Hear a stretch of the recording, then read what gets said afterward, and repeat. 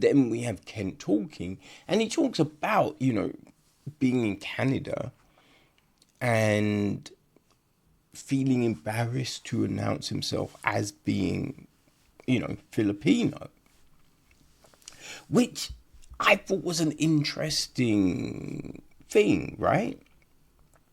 Because, you can understand where that comes from, especially when you're in, an area and no one else that looks like you, maybe, right? And yeah, it just feels weird, and you're looked at and stared at, and you hear people muttering about you, and there's so many things, you know what I mean? But I would be busy. It didn't really go into that aspect of things, right? Why can, the main reasons behind those feelings for Kent, because, this kind of thing is going to be different for everyone, you know what I mean?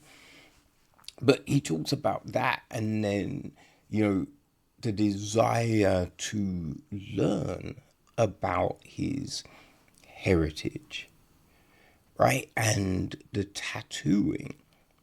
Now, also, there's a thing of, because I imagine there is so many different things that go into, like, this heritage, and, like, the actual area maybe from where Kent's parents are from, right? But so it'd be curious to kind of, because he doesn't really say why tattooing was the one, but it is. So we get to look at that. And I think it's interesting because, it's talked about how, as I said, like, the West banned tattooing, right? The colonists banned tattooing. And then the Filipinos themselves looked at tattooing as being, not good. Which, when you've been told something continuously, right, you do then get that in your mind that, yeah, maybe they're right. Yeah, this thing is bad, right? So there is that. But how, it's that perception has changed.